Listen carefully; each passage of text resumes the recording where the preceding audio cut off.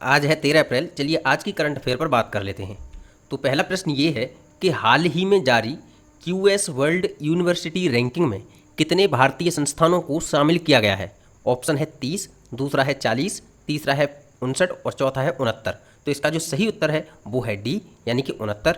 देख लीजिए, QS world university ranking 2024 में 69 यानी कि 69 भारतीय संस्थानों को शामिल किया गया है। भारत का सर्वोच्च रैंक वाला विश्वविद्यालय जेएनयू, जिसकी रैंक कितनी है 20वीं, ये याद रखना, ठीक है। जवाहरलाल नेहरू यूनिवर्सिटी है दिल्ली में। समग्र प्रदर्शन में भारत की जो ग्रोथ रेट है वो 17% रही है, ये भी याद रखना। क्यूएस वर्ल्ड यूनिवर्सिटी रैंकिंग विश्वविद्यालय की संख्या के मामले में भारत एशिया में चीन के बाद दूसरे स्थान पर आता है, ये चीज़ याद रखना।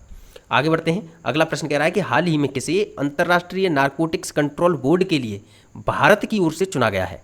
ऑप्शन है महिमा मधेसिया, और दूसरा है ऑप्शन जगजीत पवाड़िया, तीसरा है कश्मीरा प्रजापति और चौथा है रोहिणी नागर। तो इसका जो सही उत्तर है वो है बी, यानी कि जगजीत पवाड़िया।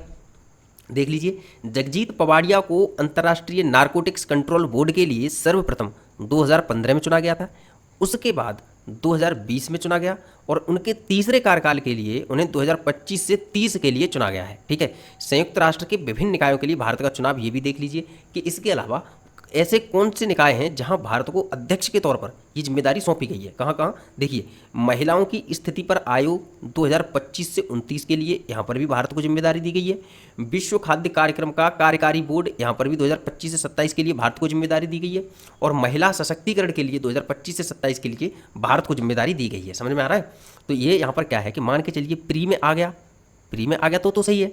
अगर प्री में नहीं आया तब क्या करना है, इनका यूटिलाइज करना है आपको मीन्स में। समझ में आ रहा है। मीन्स में कैसे, महिलाओं पर अगर कोई बात चल रही हो तो वहाँ पर ये पॉइंट और ये पॉइंट, पहला और तीसरा पॉइंट डालिए, बिल्कुल जितने बच्चे लिखेंगे सबसे अलग होगा। और अगर कहीं पर खाद्य सुरक्षा से संबंधित बात चल रही हो तो वहाँ पर ये पॉइंट डालिए कि भारत अगर इन पदों पर गया अध्यक्ष के तौर पर तो क्या क्या कदम उठाना चाहिए वैश्विक स्तर पर। समझ में आ रहा है, इस तरीके से जोड़ के। ये देख लीजिए, ये पोर्शन हमने इंग्लिश का कर दिया है, यहाँ पर आप कर लेना, इंग्लिश वाले पढ़ लेना, ठीक है। अब देखिए ये कि अंतर्राष्ट्रीय नारकोटिक्स कंट्रोल बोर्ड, इसकी स्थापना कब हुई है 1968 में, ठीक है, याद रखना है। अंतर्राष्ट्रीय नारकोटिक्स कंट्रोल बोर्ड की स्थापना 1968 में। इसका जो हेड क्वार्टर है वो है वियना, यानी कि ऑस्ट्रिया, ठीक है। ऑस्ट्रिया की राजधानी है वियना, याद रखना। आगे बढ़ते हैं अगले प्रश्न की ओर। अगला प्रश्न देखिए। अगला प्रश्न कह रहा है कि एनटीपीसी लिमिटेड ने अपनी प्रमुख कॉरपोरेट सामाजिक जिम्मेदारी यानी कि CSR, ठीक है, यानी कि CSR पहल बालिका सशक्तिकरण मिशन का नया संस्करण लॉन्च किया है। यह कार्यक्रम एनटीपीसी द्वारा कब शुरू किया गया था। ऑप्शन है 2010, दूसरा है 2015, तीसरा है 2018 और चौथा है 2020। तो इसका जो सही उत्तर है वो है सी, यानी कि 2018। देख लीजिए, देखिए अब ये CSR है क्या, इसको हमने आगे वाली स्लाइड में समझाया है। पहले ये देख लीजिए कि राष्ट्रीय ताप विद्युत निगम लिमिटेड यानी कि national thermal power corporation limited, इसकी स्थापना कब हुई है 1975 में। और इसका जो हेड क्वार्टर है वो कहाँ है, नई दिल्ली में, ठीक है। ये चीज़ याद रखनी है। अब समझ लेते हैं CSR। अब देखो CSR कितना महत्वपूर्ण टॉपिक है, ये समझ लीजिए कि UPPCS 2019 में आया हुआ है, ये याद रखना, ठीक है। पूरा CSR है, पूरा एक प्रश्न आया इस पर। देखो इसके अंतर्गत होता क्या है पहले समझ लेते हैं। देखो ऐसा होता है कि जब कोई कंपनी एस्टेब्लिश होती है ना किसी क्षेत्र में, तो क्या होता है कि वहाँ का जल प्रदूषण, वायु प्रदूषण, इस प्रकार से ये फैला के ना पूरे इन्वायरमेंट को नकारात्मक रूप से प्रभावित करती हैं कंपनियाँ, ठीक है। दूसरी चीज़ ऐसा भी होता है कि कभी कभार ये कंपनियाँ कहीं पर एस्टेब्लिश होती हैं तो वहाँ से जो लोकल के लोग होते हैं ना उनका विस्थापन भी हो जाता है, ठीक है। तो इन सब के कारण इन कंपनियों की एक जिम्मेदारी बनती है कि ये समाज के भले के लिए अपनी जो प्रॉफिट है, अपना जो प्रॉफिट, उसमें से कुछ पैसा खर्च करें। समझ में आ रहा है कि नहीं आ रहा, बिल्कुल समझ में आ रहा होगा। तो कितना पैसा खर्च करें, तो पहले ये देख लीजिए कि दूसरी वाली लाइन कि इसके तहत कंपनियों को पिछले 3 वर्षों के अपने नेट प्रॉफिट का 2% CSR गतिविधियों पर खर्च करना होता है। लेकिन सोचने वाली बात क्या है कि भैया CSR गतिविधियाँ हैं क्या। तो ये कि यहाँ पर देखिए ये CSR गतिविधियाँ हैं कि जैसे गरीबी हो गई, भुखमरी हो गई, शिक्षा, महिला सशक्तिकरण, पर्यावरण, HIV एड्स जैसी बीमारियों से बचाव के लिए सामाजिक खर्च या फिर सामाजिक आर्थिक विकास के लिए केंद्र सरकार द्वारा स्थापित किसी कोष में डोनेट करना, इन सभी पर ये कंपनियां खर्च कर सकती हैं पैसे अपनी पिछली 3 साल के प्रॉफिट का 2%, ठीक है। ये बात समझ में आई। लेकिन एक बात सोचने वाली है कि ऐसा हो सकता है कि इन कंपनियों में कुछ छोटी कंपनियां हैं या जिनका बहुत कम प्रॉफिट हो रहा है, जो पैसा खर्च नहीं कर सकती इतना, उनके लिए क्या किया गया है, तो ऐसी कंपनियां जिनका उत्तरदायित्व होगा सीएसआर के तहत, उन कंपनियों के लिए कुछ क्राइटेरिया निर्धारित कर दिए गए हैं। वो क्राइटेरिया क्या है? तो वो क्राइटेरिया आप यहाँ से देखिए, पहले पॉइंट से देखिए। पॉइंट कह रहा है कि अधिनियम के अंतर्गत, अधिनियम यानी कि कंपनी एक्ट 2013 की बात कर रहा है ये, यानी कि कंपनी एक्ट 2013 अधिनियम के अंतर्गत सीएसआर प्रावधान उन कंपनियों पर लागू होते हैं जिनका एनुअल टर्नओवर 1000 करोड़ रुपए और उससे अधिक है, या जिनकी कुल संपत्ति 500 करोड़ रुपए और उससे अधिक है, या उनका नेट प्रॉफिट 5 करोड़ रुपए या उससे अधिक है। 3 संख्या याद रखिए, 1000 करोड़, दूसरा है 500 करोड़ और तीसरा है 5 करोड़। अब समझिए ये क्या है। क्या अगर किसी कंपनी का जो एनुअल टर्नओवर है, यानी कि 1 साल का टर्नओवर है, वो 1000 करोड़ या इससे ज़्यादा है, तो भी सीएसआर के तहत उसका उत्तरदायित्व बन रहा है कि वो पैसा खर्च करे। ठीक है, अगर उस कंपनी का, ये मान के चलो इस क्राइटेरिया को पूरा नहीं करती है, अगर उस कंपनी का जो कुल संपत्ति है, वो अगर 500 करोड़ या इससे ज़्यादा है, तब भी इस कंपनी की जिम्मेदारी बनती है कि वो सीएसआर के तहत पैसा खर्च करे। ठीक है, और अगर इस कंपनी के ये दोनों क्राइटेरिया पूरे नहीं भी होते, अगर ये तीसरा क्राइटेरिया यानी कि कंपनी 1 साल में 5 करोड़ रुपए या इससे ज़्यादा का प्रॉफिट कमाती है, तब भी उस कंपनी की जिम्मेदारी बनती है, यानी कि ये रेस्पॉन्सिबिलिटी बनती है कि वो सीएसआर के तहत पैसा खर्च करे और अपनी जिम्मेदारी निभाए समाज के प्रति जो भी है उसकी। समझ में आया? तो ये देखिए, ये है इंग्लिश वालों के लिए, इंग्लिश वाले यहाँ से याद कर लें। अब बढ़ते हैं अगले प्रश्न की ओर। अब देखिए अगला प्रश्न कह रहा है कि Indo Pacific economic framework for prosperity यानी कि आईपीएफ ने स्वच्छ अर्थव्यवस्था निवेशक फोरम का आयोजन किस देश में करने का निर्णय लिया है? ऑप्शन है मलेशिया, दूसरा है सिंगापुर, तीसरा है भारत और चौथा है दक्षिण कोरिया।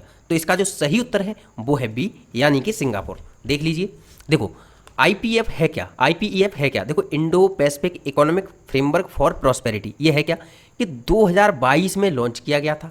इसमें कुल 14 भागीदार देश हैं। 2 चीज़ हुई कंप्लीट। भारत इसका सदस्य है, ये चीज़ भी हुई कंप्लीट। लेकिन उद्देश्य समझें, इस संगठन का उद्देश्य हिंद प्रशांत क्षेत्र में यानी कि इंडो पैसिफिक रीजन में निष्पक्षता और प्रतिस्पर्धात्मकता बढ़ाने के लिए भाग लेने वाले देशों के बीच आर्थिक साझेदारी को मजबूत करना है। ठीक है, इंडो पैसिफिक रीजन को हमने कल वाली क्लास में ही सही से दिखाया था चित्र के माध्यम से और समझाया भी था, तो आपको पता होना चाहिए कि है क्या इंडो पैसिफिक रीजन। ठीक है, तो ये इंडो पैसिफिक रीजन के लिए गठित किया गया था, 2022 में गठित किया गया, 14 सदस्य हैं और भारत इसका सदस्य है। ठीक है, ये इस प्रकार के जो नए नए संगठन होते हैं ना, वो अक्सर एग्जाम में आ जाते हैं। याद रखना जरूरी नहीं है कि जो पुराने संगठन जो परंपरागत रूप से पूछे जाते रहे हैं वही एग्जाम में पूछे जाएंगे। ठीक है, इस बात समझ में आई? आगे बढ़ जाते हैं अब अगले प्रश्न पर। अगला प्रश्न कह रहा है कि संगीत नाटक अकादमी 9 से 17 अप्रैल 2024 तक देश के 7 भिन्न भिन्न शक्तिपीठों में शक्ति संगीत और नृत्य का एक उत्सव का आयोजन कर रही है। इस संदर्भ में बताएं कि महोत्सव का उद्घाटन निम्नलिखित में से किस शक्तिपीठ से हुआ है? ऑप्शन है गुवाहाटी का कामाख्या मंदिर, दूसरा है कांगड़ा का ज्वालामुखी मंदिर, तीसरा है कोल्हापुर का महालक्ष्मी मंदिर और चौथा है देवघर का जयदुर्ग शक्तिपीठ।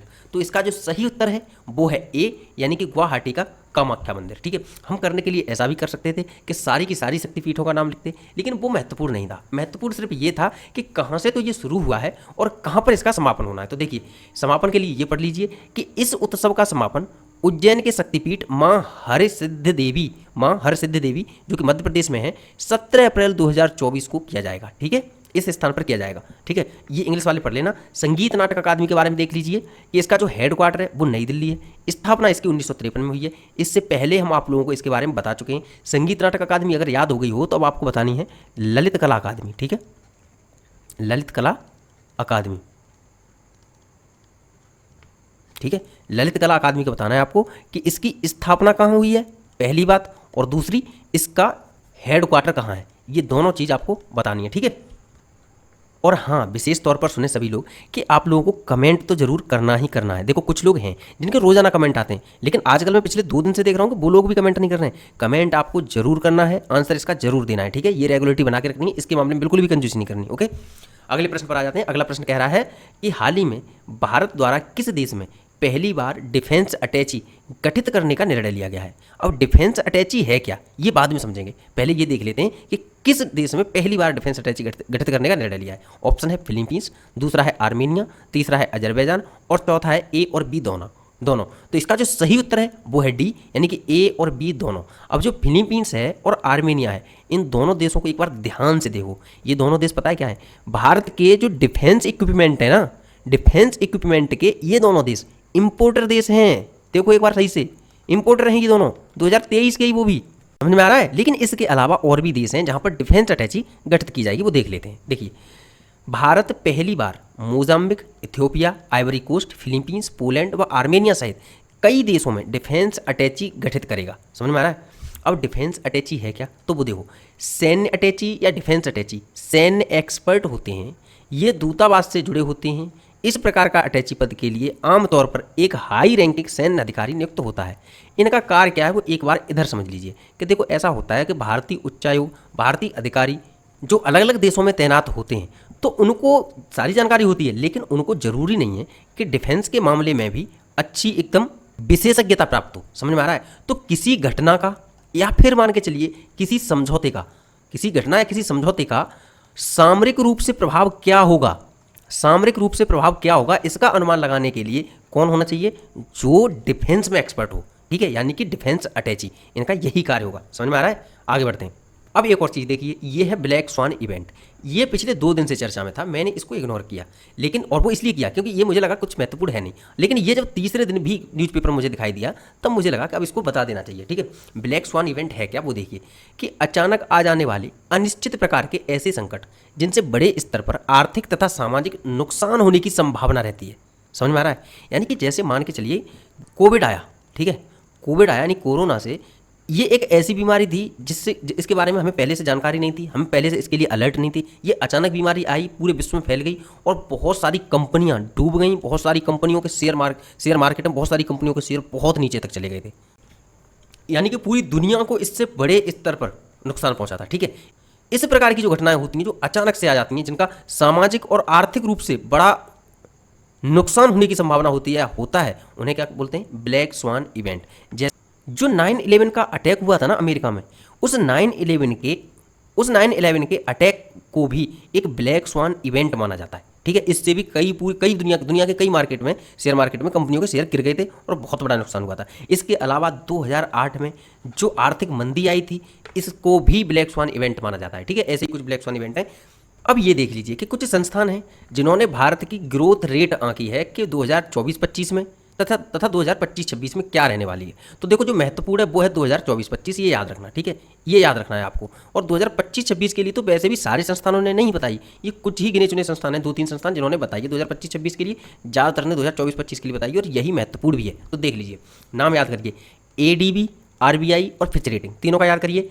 ADB, RBI और फिच रेटिंग तीनों ने 2024-25 के लिए 7% की ग्रोथ रेट बताई है इंडिया के लिए। याद कर लीजिए इसको अच्छे से, चाहे ट्रिक बनाइए या कुछ भी करिए, लेकिन ADB, RBI और फिच रेटिंग। ठीक है, अब और देखिए, मॉर्गन स्टैनली, S&P ग्लोबल और क्रिसिल, ये तीनों देखिए, MS और P, MSC, देखिए C for Crisil, S for S&P global, M for Morgan Stanley, इन तीनों ने 6.8% बताई है। ये याद रख लीजिए अच्छे से। ठीक है, याद क्या हुआ कि ADB, RBI और फिच रेटिंग ने 7%, मॉर्गन स्टैनली, S&P ग्लोबल और क्रिसिल, इन तीनों ने 6.8%। ठीक है, अब और देख लीजिए, ये है UNO और ये है वर्ल्ड बैंक, दोनों को याद करिए।